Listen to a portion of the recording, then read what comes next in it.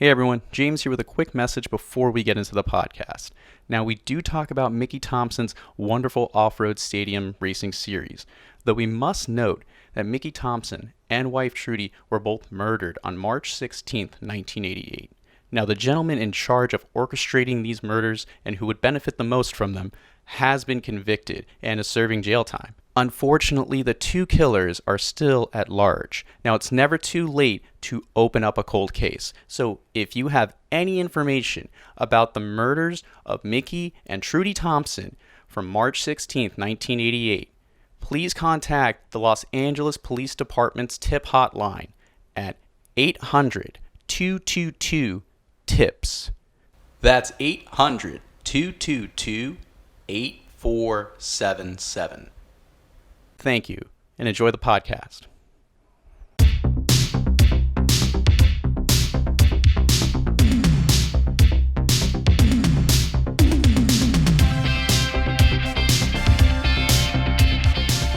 All right, listeners, welcome to another edition of Flashback to the Track. It's James here, and always, I'm joined with Mark. Mark, scream and shout, buddy. How's it going, dude? What's up? It's going pretty well. You know, just hanging out, man. Just ready for an awesome month of trucks. Who doesn't love trucks? James and I love trucks. We absolutely love any form of auto racing that involves pickup trucks. Oh, yeah. I mean, why not? It's so much more room to haul ass. Yeah, I said it. So, but yeah, trucks, I don't know. There's just something about it. Like, you know, cars always look cool, and there are a lot of iconic cars, so many different shapes, you know, whether it's just a brick shape or some of the most elegant, smooth bars of soaps on the racetrack. But a pickup truck is just always so distinguishable, but so timeless throughout each decade. I don't know why. Every kind of race truck I've ever seen just always looks amazing to me. Yeah, I remember growing up watching racing, watching NASCAR, and then seeing the truck series and just being blown away that they would race pickup trucks. We should also mention, folks, we are, as always, brought to you by Blue Emu Original Super Strength. Helps soothe your minor aches and pains. For those of you listening, I'm holding it up in my hand right now, as is James. So, and if you subscribe, I might lick it.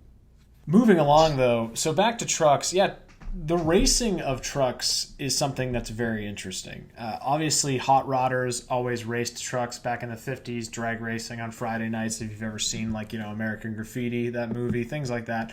It's always been a part of history, but it's very taboo when it comes to, you know, professional auto racing. There have been very, you know, not, at least especially in asphalt racing, not a lot of pickup truck racing that is known about. So it's really something that we wanted to talk about, you know, this month and talk about. So August is truck month, and we're going to talk all about the racing of trucks in various disciplines. Yeah, and I think that's the coolest part is the disciplines, because, you know, Mark and I are North Americans. We're just North American scum here. We like to call them pickup trucks. But if you're over in Australia or New Zealand in the Kiwi area, those are utes.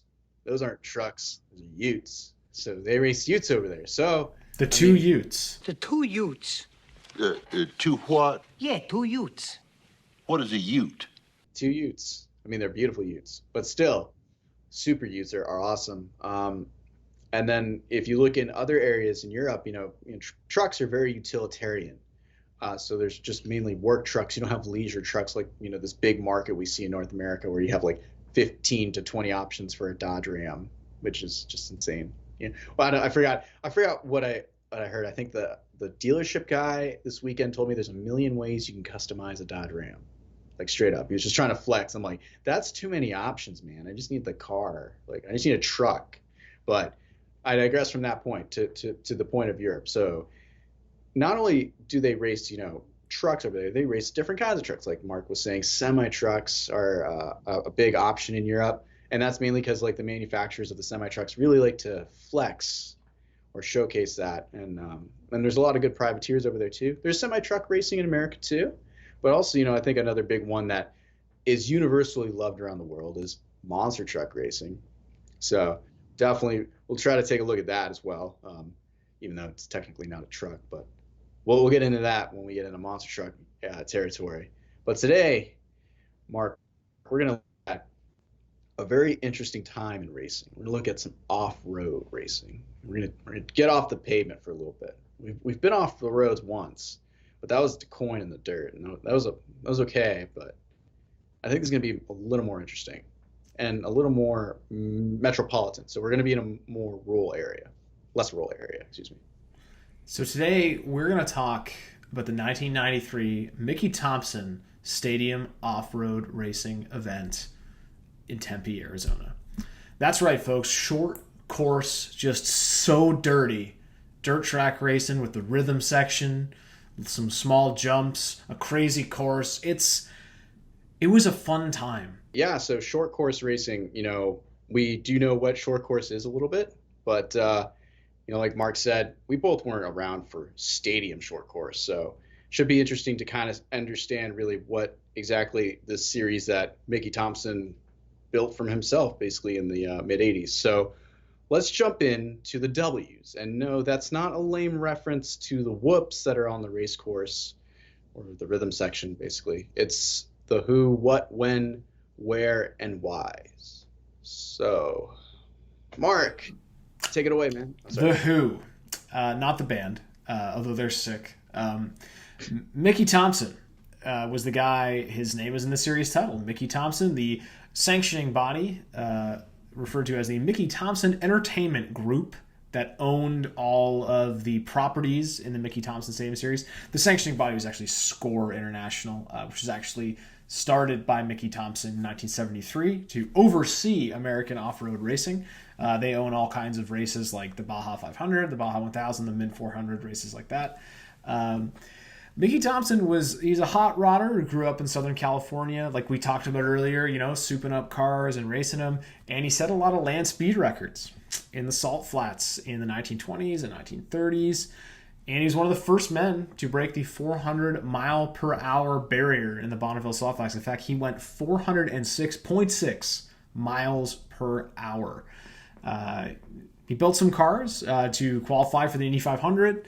And he actually was one of the first guys to build rear engine cars at the time. Anyway, at the time they were all building like what they called roadsters, where the engine was in the front.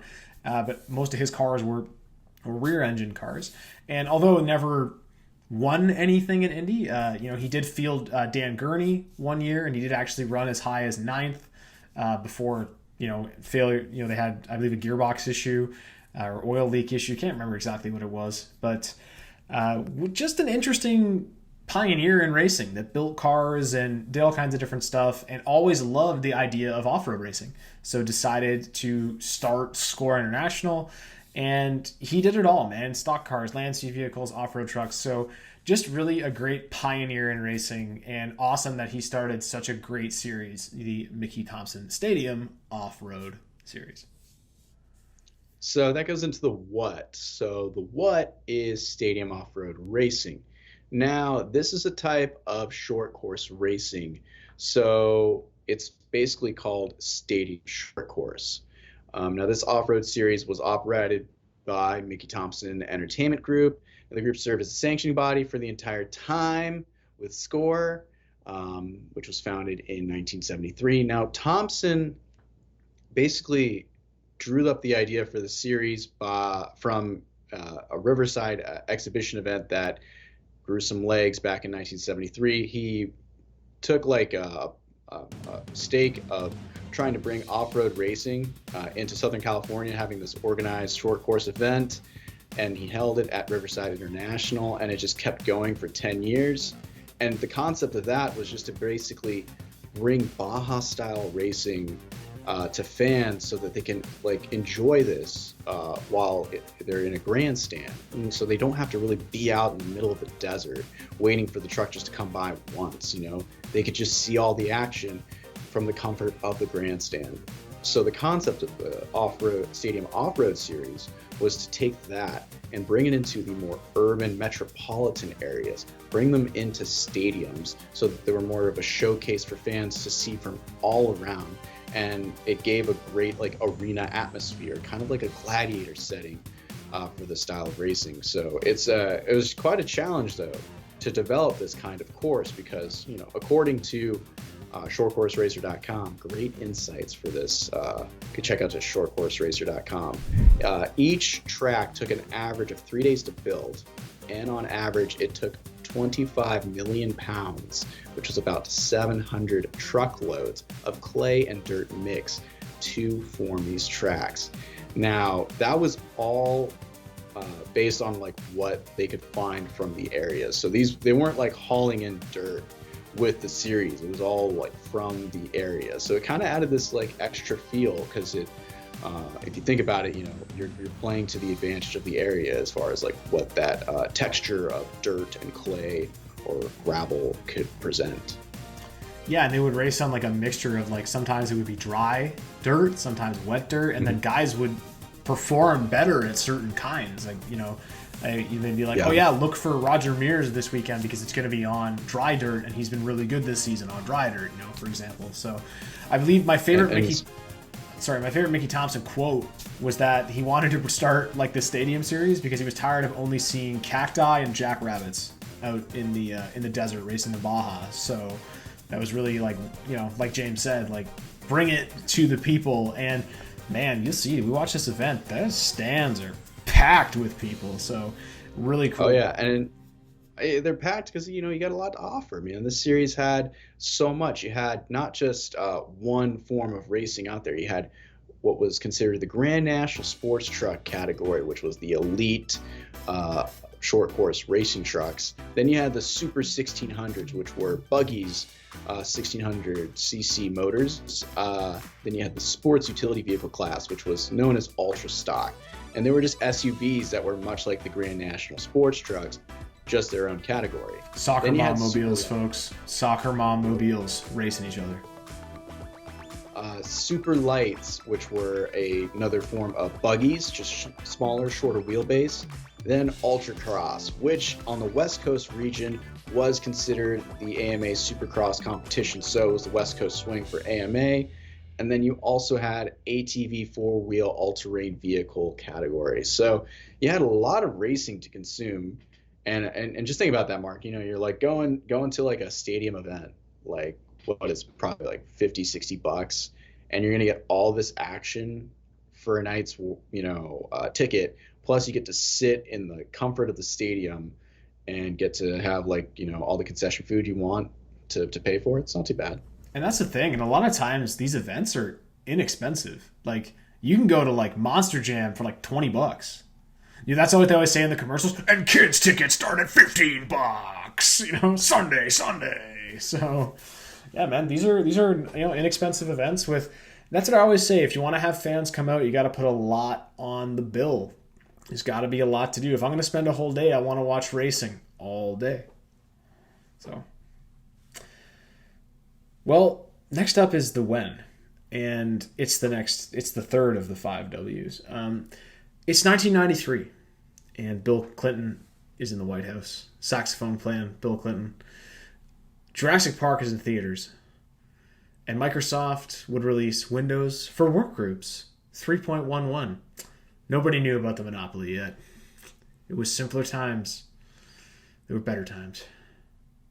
The where. Sun Devil Stadium in Tempe, Arizona, where the Arizona State... Is the Arizona State? Yes, I believe it's the Arizona State Sun Devils play their football games. So, as we said, it's the Stadium Off-Road Series, so obviously they're going to race in a stadium. But we have some fun facts about Sun Devil Stadium that I stumbled upon when doing my research. James, did you know when Pope John Paul II visited there on a world tour, the university was required to cover up the name Sun Devil, as he did not want to enter the building if it was named after, quote, the devil. So, man, that's what you call hashtag doing it for the Pope. Do it for the Pope, man. Also, U2, the Irish rock band, filmed the majority of their 1989 live concert film Rattle and Hum at Sun Devil Stadium. They filmed the first 2 nights of their world tour on the Joshua Tree album tour. And a lot of that footage appears in that film, Rattle and Hum. Check it out. I'm a big U2 fan. It's a great movie, so check it out. And that leaves us with the why. Now, this is because why not? So why does a series exist? Well, the biggest reason is because there's a lot of manufacturer support. The compact truck market was booming in the 70s, and that's mainly because people wanted some smaller vehicles that didn't eat up as much gas, but they still needed a truck to do truck things. So during the 80s, the truck market also started to appeal to the win on Sunday, sell on Monday mentality and philosophy that you had to have in your marketing strategy as they competed in off-road motorsports.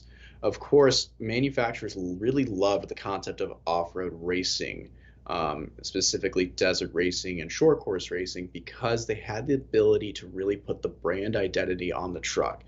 You really saw a Toyota 4x4 truck out on the race course. And even if it was like a short course truck, which is just basically a tube frame chassis with the truck, fiberglass body on it, it still has that identifying piece of the manufacturer truck. So people can relate to it. But we also saw manufacturers like inputting a lot of technology into the consumer market from racing. So we got a lot of great trucks out of it. From Jeep, we had the Jeep Comanche Eliminator, Nissan, the awesome hard body Desert Runner 4x4. Chevrolet had the S10 Baja editions. I mean, you could get it as a short or a long cab. Ford had the Ranger STX. Dodge Dakota had the Sport. You had the 4x4, and then you also had the Magnum V8. Toyota, you had the turbo 4x4 SR5 Ultra Cab. Damn you, Toyota, you've destroyed the SR5. Tisk. And not really in this series at the time, but because of it, Mazda also introduced the B26i 4x4. And these were just all dope 4x4 trucks that, basically people on the market could buy. Limited runs, of course, but still, they were really cool, iconic, trucks. Like, people put up like posters of Ferraris on their wall. I'd put up a poster of a Nissan hardbody Desert Runner, like straight up. Like, that to me is sexy, and it's so of its time. But to me, it's timeless. Also, fun fact: it has slightly more ground clearance than the more newer Chevy Colorado big boy like edition that I think Multimatic works on. I think it has slightly more ground clearance than that. So that's a beast for a little compact truck. And it really was, like, James, the win on Sunday, sell on Monday model, right? Like, that's why these manufacturers put so much money into this. And it's so weird looking back that short course off-road racing with like 2 6-lap heats and a 10-lap feature had factory supported teams. It just seems so weird, but it was popular at the time, and they saw a lot of ROI in getting involved in short course truck racing. So it's just cool, man. And I wish we still had that now. I wish we had factory teams, putting more money into things. And we're seeing in auto racing now more and more factories leaving the sport, which is unfortunate. But it's cool to see, man. Just look back now, and as much as there's international manufacturers involved, like Mazda and Toyota and Nissan, it's just very American, this series, the truck thing, the truck culture is just very, like you said at the beginning, very colloquial to America and Canada as well, North America in general, lots of people buying trucks. I think it's still over 50% of all vehicles sold are pickup trucks. I believe, if you look up the stat, I might be crazy wrong. I'll put it underneath I'll eat crow if I'm wrong, but I believe, a lot of what is sold is pickup trucks, and everybody wants a pickup truck. Come on, it's like everybody's dream vehicle. My mom eventually bought a pickup truck. She wanted one her whole life. So she retired, she bought one. Granted, she bought a Honda Ridgeline, so that's like, a pickup truck light. But, she got her pickup truck. So I'd love to buy a pickup truck, Well, yeah, to me, like the what I see with the consumers is like what consumers want has definitely changed. Because consumers wanted Jeep Comanche Eliminators and hard body desert runners back in the day. Nowadays, I don't think people really want those. People want more practicality, and for a lot of them, I think your mom's a great example because she's that consumer that wants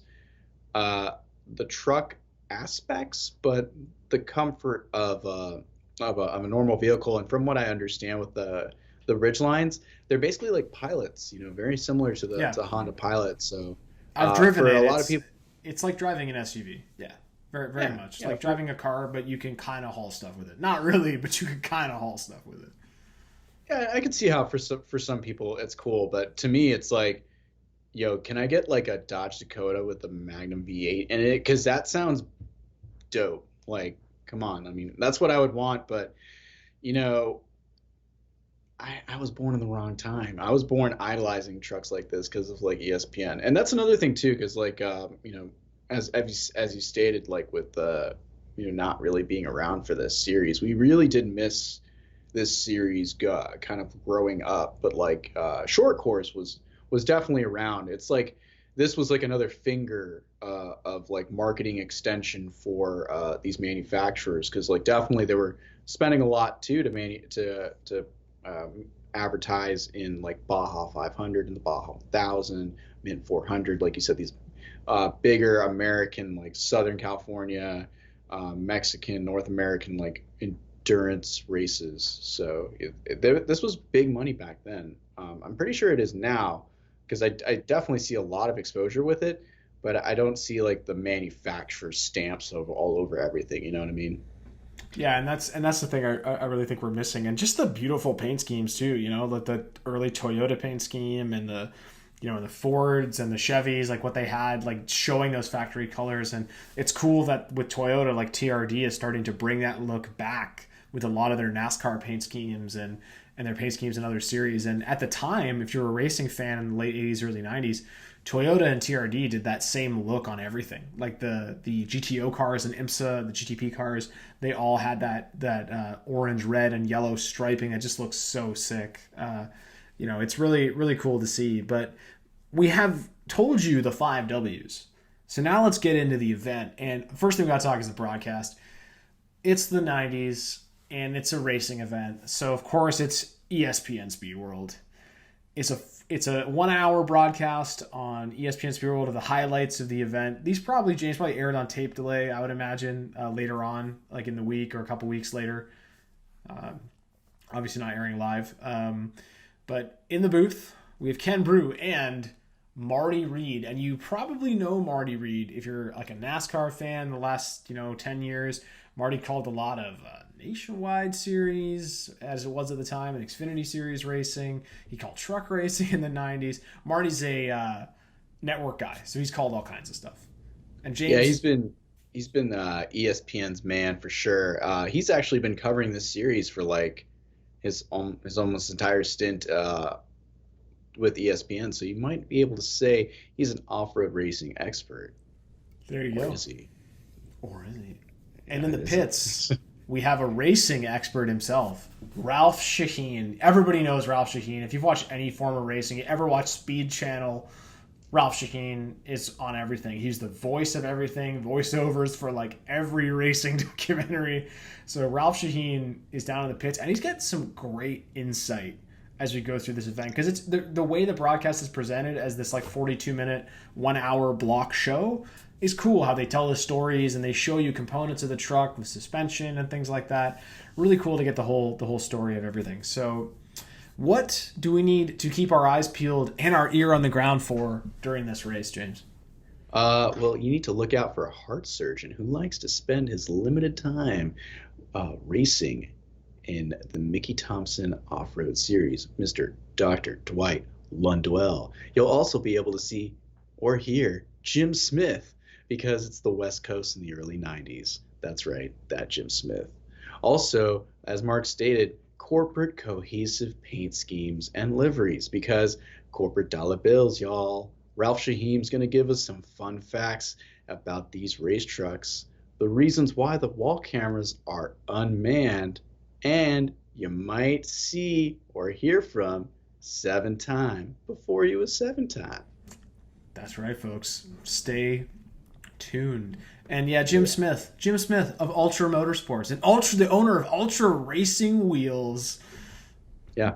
He was trucks before trucks were in NASCAR, folks. He's always been trucks. So. Yeah, Ultra Racing Wheels made those off-road wheels, man, back in the day. I think they still do.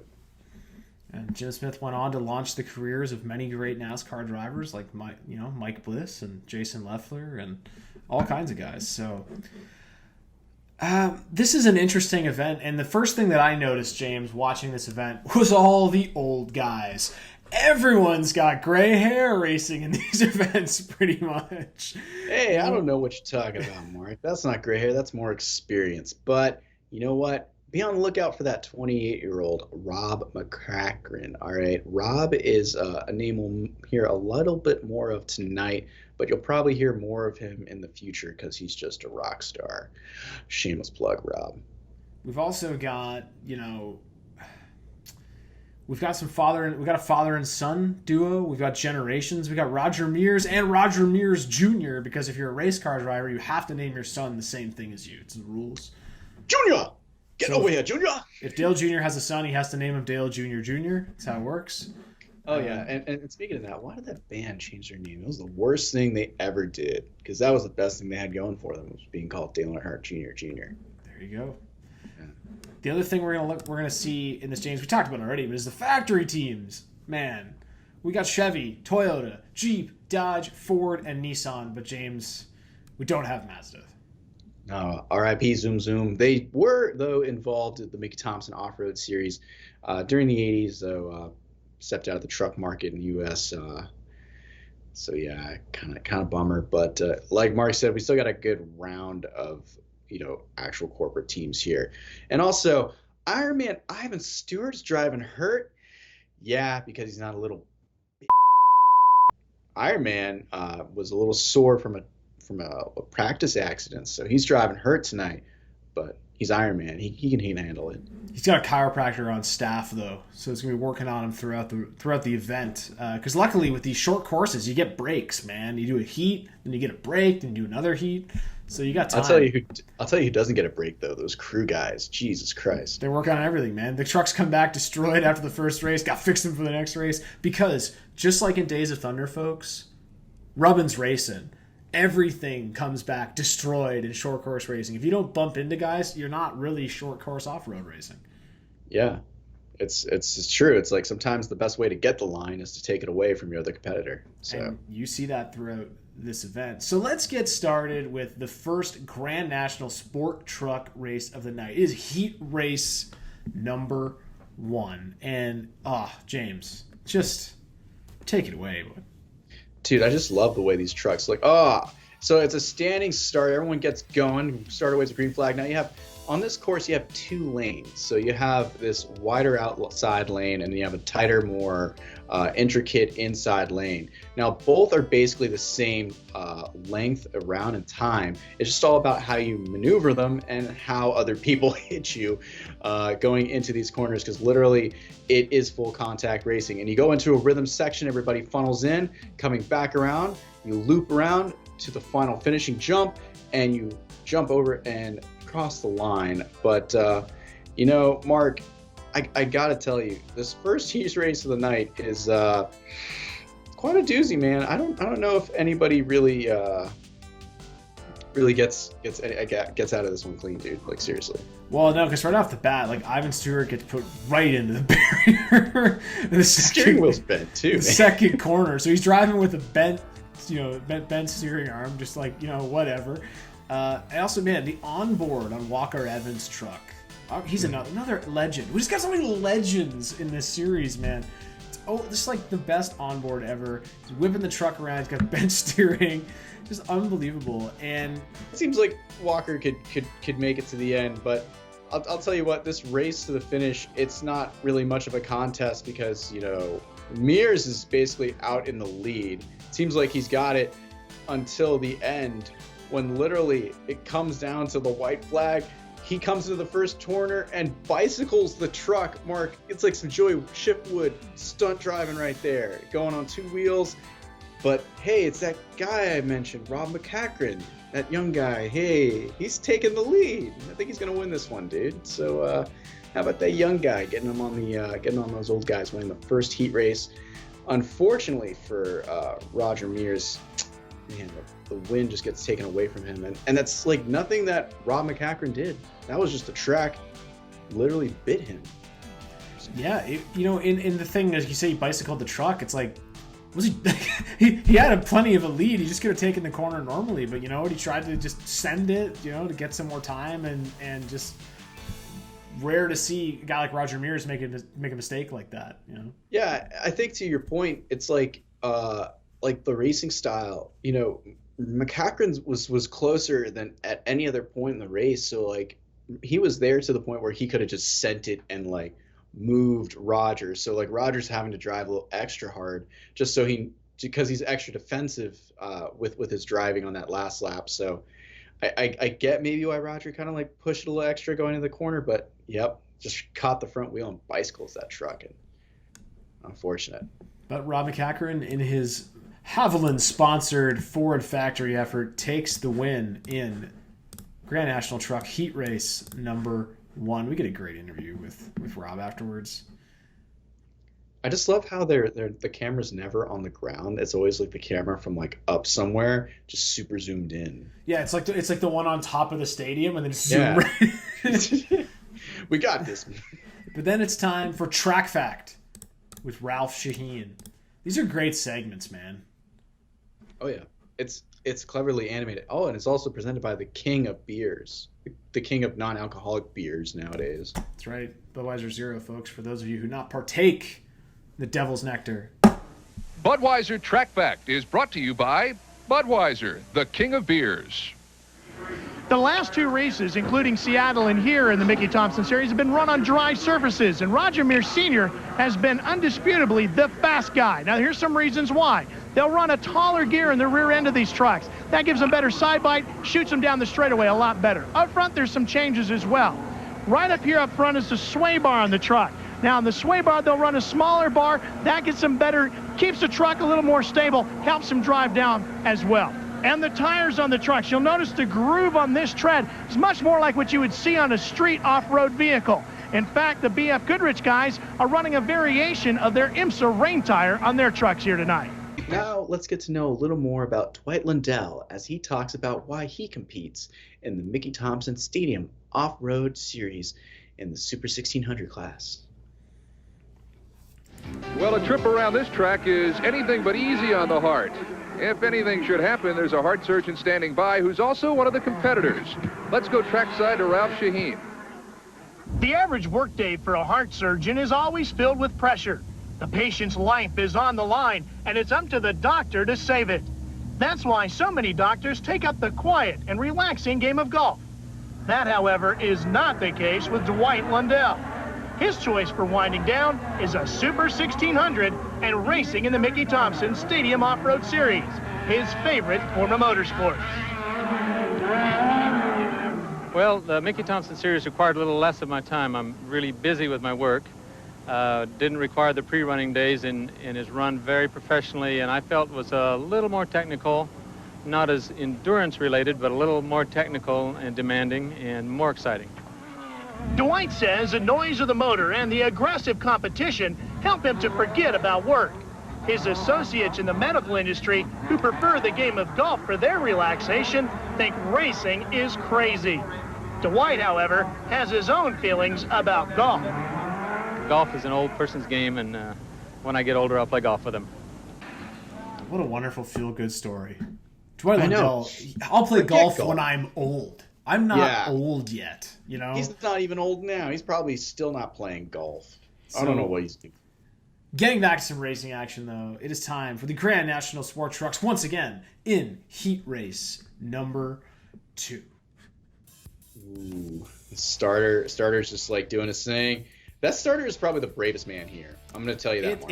It's really baller to watch him like go out there and like get them ready and then run off to the side. Yeah, because like he's out there on the track and then he's got to run back and then he's like OG standing like right where the jump is. So they're like kind of drifting towards him in the air as they jump before they land back and they go. And you could see him running across the track. It's great on the first lap. He's the most underappreciated man in the Mickey Thompson Off-Road Series. Now I'm going to tell you right now, okay, seriously, one person, Ryan Stewart, is probably going to be in some fights with everybody at the end of this race. He is a wrecking ball, dude. He's like hitting everything but the leader in this race. Yeah, man, these guys are bouncing all off. Look at the barrier cam there. Oh man, we almost got taken out. That's Brian right there. He's just running into everything. And the first lap, second corner, they're smashing into each other. Ivan Stewart's truck's got bodywork hanging off of it, driving around. Looks like he's driving a modified. Like this is just great racing, folks. This is just awesome to watch. You tell me that if you pay your $30, go to the stadium on a Saturday night, you're not going to be entertained? Come on. This is just what's amazing about this is like the course layout to me just presents the best like style of racing, because you get your choice of lane, but everyone funnels back in on this rhythm section, and then it just becomes this dog fight to go to the next corner, and it's really no guaranteed whether you're on the outside or the inside that you have the advantage. The design of these courses are just amazing. It's all about driving, and that's what's so cool. Like, and it's what's so amazing. And you know what's awesome too? This onboard right now, Walker Evans, he has a non-bent steering wheel. Good for that team. They got him a different steering wheel.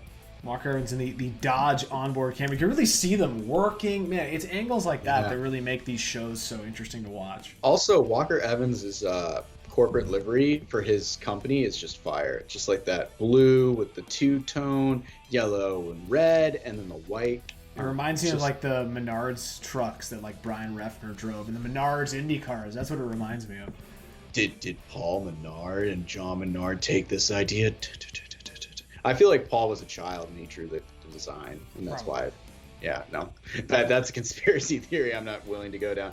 And then Brian Stewart, oh man, he just to cap it off, gets taken into the hydro barriers by one of the Jeep Comanches. Man, those Jeeps look sick compared to the Dakota. But Iron Man, he's going to take the win, proving that playing hurt ain't no thing but a chicken wing. Ivan Stewart, man. You got your own video game for a reason, man. So true. Ivan Stewart's the man. James and I actually got to see Ivan Stewart last year at this Toyota event, and we didn't know he was going to be there, and then he came out and we're like, oh my god, it's Ivan Stewart. It's amazing. We very, very seldom get starstruck, but that was one where it was like, oh my god, it's Ivan Stewart. So, and we got to see his trophy truck. They have it there. They have his trophy truck, which is sick. I'd just like to drive it. It'd be better. And then we get our post-race interview with Ivan Stewart, again, zoomed in from the top of the deck. And also, notice people, he's got the flat brim hat because he's just a straight baller. BF Goodrich, too. They were one of the teams on BF Goodrich tires, because you could have different tires in Mickey Thompson. And when you have that option, that means you have different sponsorship money. Because if you've noticed throughout this race, if you've ever watched it, there's a lot of Goodyear banners all over the stadium. But yeah, a lot of the competitors are running BF Goodriches. Yeah, they're tire wars, man. They make for better racing. Oh yeah. Now, after Ironman's victory, we're going to enjoy a little bit of some of the other categories that this wonderful Stadium Off-Road Series has to offer. Now, Mark, let's check out some of the sports utility vehicle races here. Now, these cars, first off, these vehicles look amazing. I really like the way they look. They just, I don't know. They're definitely fiberglass bodies on some kind of chassis, but just the way that the Nissan Pathfinder looks and the Jeep. The Jeep, okay, so the Jeep looks like a buggy that they just put a fiberglass body on to me, kind of. It kind of has that look to it. Very wide body front end, wide body kit. The Nissan looks sick. Also, the Toyota looks sick, man. Like, you know what the Jeeper makes me think of? The Jeep makes me think of like the Hummer, but like a miniature version of the Hummer. Yes, thank you. It looks like an H2 Hummer, which is great, like soccer automobiles, right? There's that. Look at that Ultra Wheels SUV. Get another Jim Smith racing hard. The Jeep paint scheme I like too. I know it's just solid red, but I've always liked a red Jeep. I just like it because it's like red and cohesive, and that's something I guess like Jeep did. Because I remember like some of the trucks from the SCCA sport truck days, they were like the Comanches. They were all red. So I love those trucks. Man, Jim Smith, though, he's not afraid to rub and race, man. He's just straight, like, hitting people now. That's what you got to do. They're like, that's part of this. And just the onboard through the rhythm section is just incredible. And now Jeep's out to a massive, massive lead. But you don't know if he's out to a massive lead because they haven't met up in the rhythm section yet, because you can take whatever side of the course you want on each lap. So I know, it's just like the Jeeps were just so dominant here. I guess it's just because they were so much lighter. I think the lighter, more nimble vehicle was just more preferred. But also, it's a luck of the draw too, and making sure you have that track position on the start. It seems like, because you can't come from the back to the front. It's easier to be at the front and stay at the front. Well, these races are so short, right? Like, you're 6-7 laps. It's like if you're not at the front, you're at a major disadvantage. And let's talk about these standing starts, man. No cooler way to start an event than with a standing start. Like, I love standing starts. I love it in F1. I love it in supercars when they have a standing start. Like, it's just so cool, because it really shows you like who can get up through the gears and get a good start going. So it's awesome. Look at Team ASC sponsorship. The Porsche, James. The Porsche. The Porsche is the coolest it literally entrant here. It looks like they just took like a 911 like body and made it into a truck. Yeah, it's pretty awesome. It's definitely the most unique looking vehicle in this race. I doubt that there's any factory support coming from that, but it does make me think of I don't know if that's BJ Baldwin specifically, or I don't know. I'll probably get like murdered for butchering who actually owns the Porsche Carrera I sent you like the other day. I was like, whew, that's what that buggy makes me think of, is that more modern version of that Porsche. But that's actually a real Porsche chassis, where this is probably just a buggy body with fiberglass and everything. But still, these things are so cool. Like, I would love to own one nowadays, but what would you do with it? That's the thing. Where would you take it and drive it in St. Pete, James? Like, that's the thing. Well, no, Mark, Tampa's like mud and country, right? Yeah, you ever totally. seen the Travel Channel?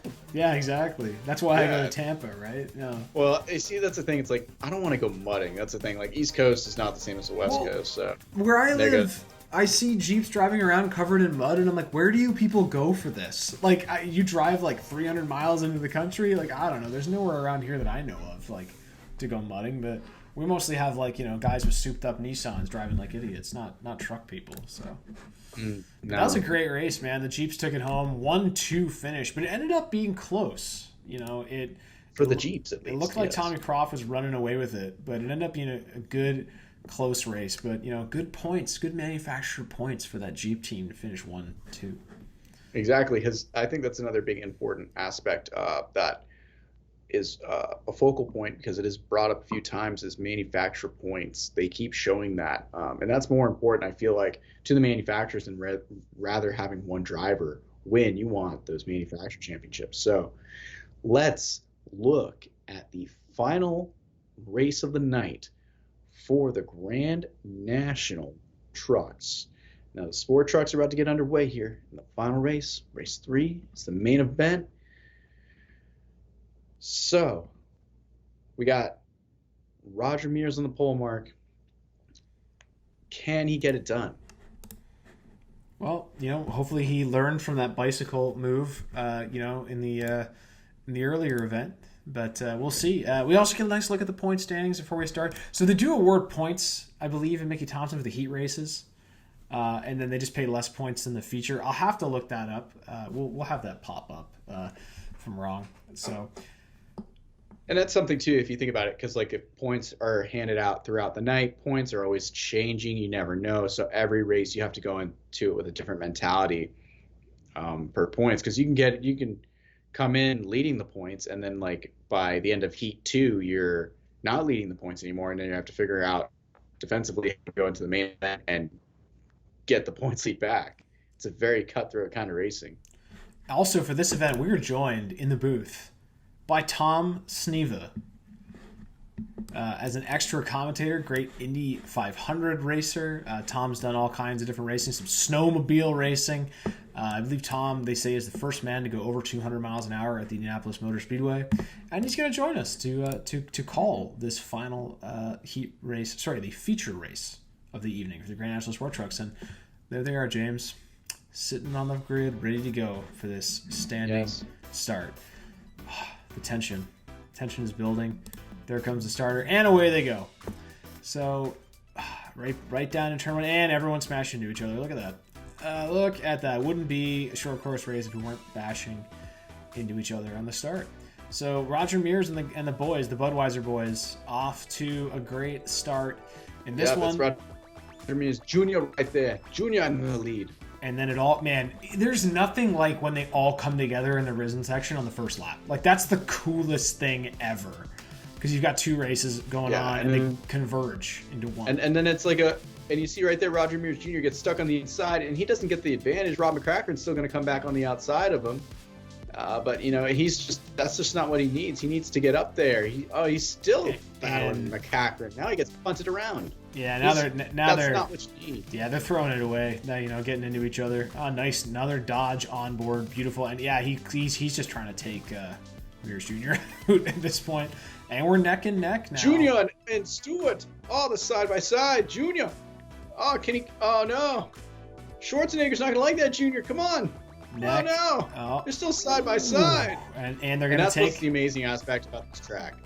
You have side-by-side racing. It's like, you know what? I'm going to take the outside. You take the inside. Yep. Now let's see whose line is better. And That's the thing. And with no traffic in front of either of them, it's all about who gets through each section the best. And it's smooth. This is all about rhythm, And that's the thing is, like, these rhythm sections are all about where you hit the jumps and where you come off to get the most speed. Because if you hit them improperly all the time, you're going to really scrub speed off at that point. Man, the barrier cam's the coolest thing ever. It's just a camera stuck to the barrier, but it's so... And, oh my, we're beating and bagging once again.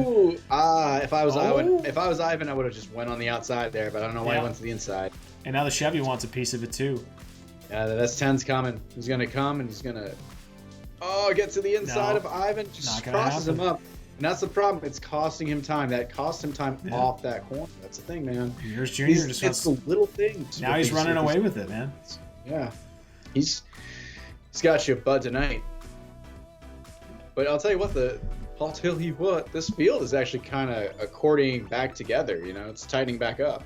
And that's the thing too. You'll see a lot is they will come back together. As much as like a guy never usually gets out to a massive lead because it's so easy to like make a mistake in a corner and lose a second, and then the guys are right back on you again.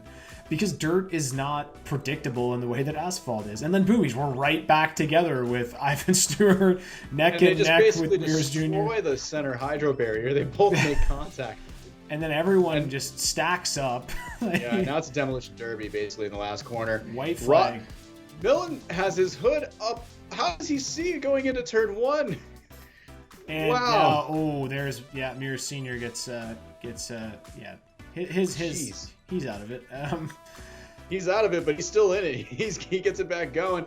Meanwhile, Junior's still in the lead, but Millen's right here on the back bumper of Mears. Can he get it done? I don't know. Rhythm section. I think he's got it, Mark. I don't know. There's still one corner to go. If he just punts him off. And side by side now, he's got the outside line and the speed. He's got the grip. Got him. Roger Mears Jr. in the Budweiser truck takes the win. Look at that. With half of that missing, man. That was a sick race. Yeah, he's got no rear end. He's got no body work left on the rear end. Look at the fans. They're absolutely... Oh, man, that guy's bright yellow sleeveless shirt. My God. Yeah, he's brave wearing that tank top there. 90s. But I'll tell you what, Mark. I need to go get myself a Nissan hardbody after this one. That was an awesome race, man. That was a good one. That was a solid race. That was... Man, now I want to get myself an off-road truck and do a little racing. And he wanted on the Yokohama tires there, brother. That's the thing. Tire wars and manufacturer preferences. So I think that's great to see there. And also, like I said, I like those Team Nissan right there. Team Nissan was flexing tonight. So probably for them, great manufacturer's night. And fun fact too, about the tires, the BF Goodrich team, as Ralph mentioned earlier, is running a variation of their IMSA wet weather tire. Very interesting that they would go with that on the dirt course, but you know what? Those tire engineers are smart folks. They know a lot more than we do. So, good call. But yeah, man, that was a great main event victory for Roger Mears Jr. The other winners of the evening include David Pingree in the Supercross, Jerry Welchel in the Super 1600s, Jimmy Johnson, yes, folks, that 7-time NASCAR Cup Series champion, Jimmy Johnson, won the Superlight division. Mark Ehart, I don't know how to pronounce his name. You want to help me out with that, James? It's Ehart. It is Ehart. I had it right. Why did I doubt myself? In the four-wheel ATV, and as we mentioned before, Tommy Croft did win in the SUV class. But James, the burning question on everyone's mind is, what did we learn from watching this event? Well, I always learn so much every time I look back at Mickey Thompson, learning more about just what the manufacturers had to offer. That was so cool to see what the trickle effect was from the race course to the showroom floor. That to me was really cool to see and gather from this research. It's nice to know that maybe in the future I could have a heart surgeon that maybe runs, one of these crossbows or some like random, third party Can-Am ride. I don't know, whatever he wants, but as long as he's not playing golf, I'm cool with that. What did you learn? I learned that there existed once an off-road series so great that we don't deserve to have it now. It was so great. It lived so long. It was a lot of fun. And I wish we had it now, but I almost feel like society today doesn't deserve it. But we do have something similar. We have Stadium Super Trucks.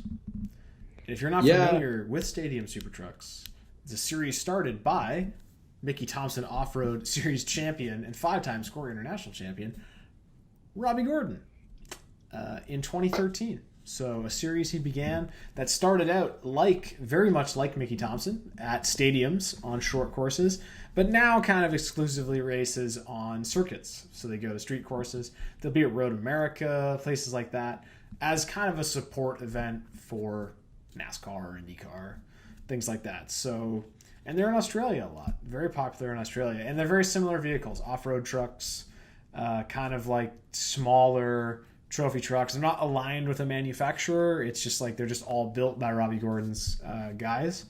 And it's a really cool series. They do same thing, short races, 20-minute races.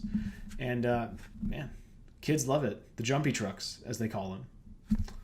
So it's cool to see that this series that was like started out as basically a Grand Prix of racing, off-road racing, back in the late 70s could blossom into what was one of the biggest stadium series to come watch, that toured across the country for motorsports, that continued to blossom, because I think its impact is definitely pronounced, just not more than just with obviously with super trucks, you have with the advancements of how Supercross is presented and what that showcase is like, and also the successors after it with like Pace Motorsports, then eventually with Feld Motorsports, and Feld Entertainment now, I'd assume, that runs Monster Jam. It's kind of cool to see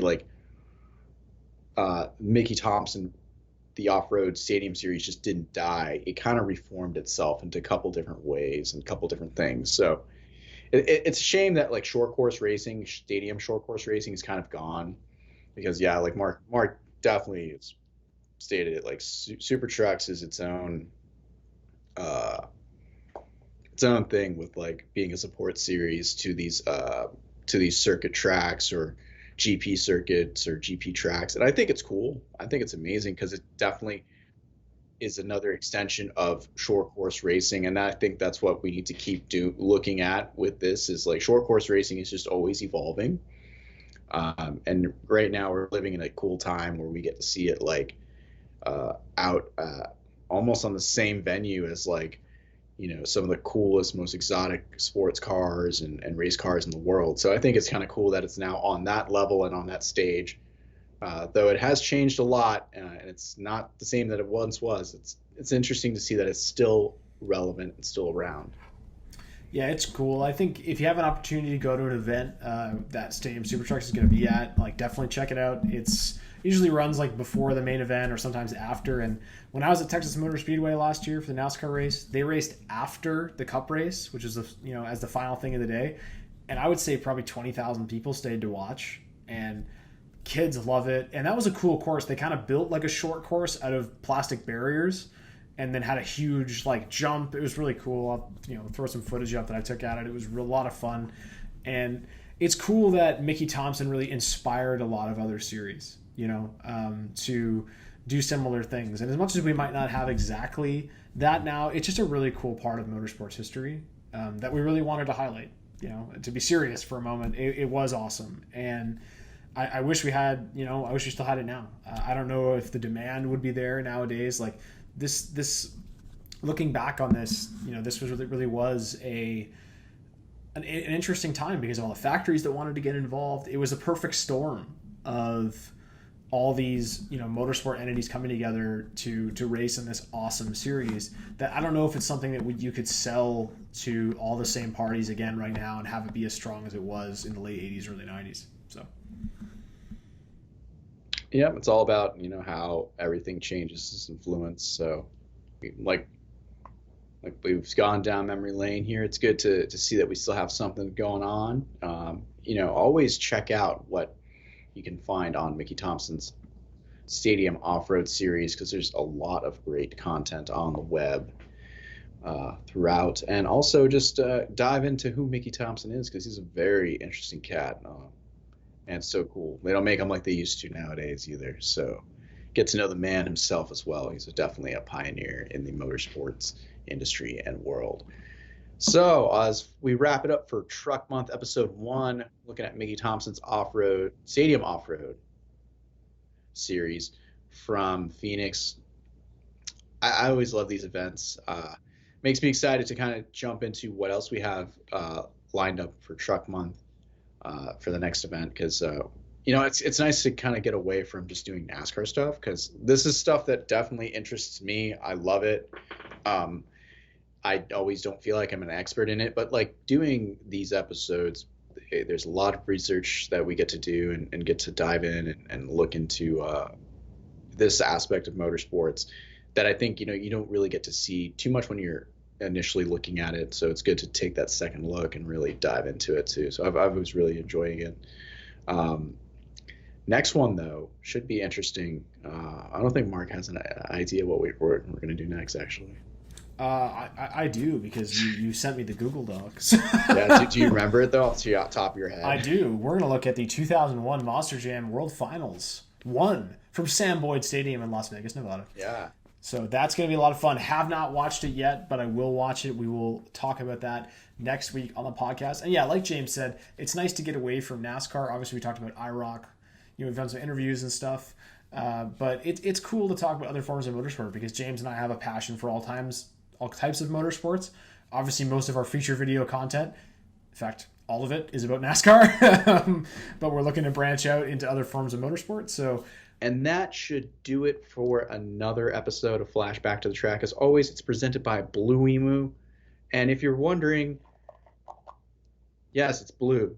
It is blue. So you don't have to just go and buy it just to think it's blue. It is blue. So now you can go and buy some Blue Emu if you want maximum strength relief from any of your minor aches and pains. All right. Get the super strength. Tweet at Blue Emu 1 or hit them up on Instagram at BlueEmu1 and just tell them Mark and I sent you, and that we're from Flashback to the Track. That way they know that it's working. Whatever they're doing is working.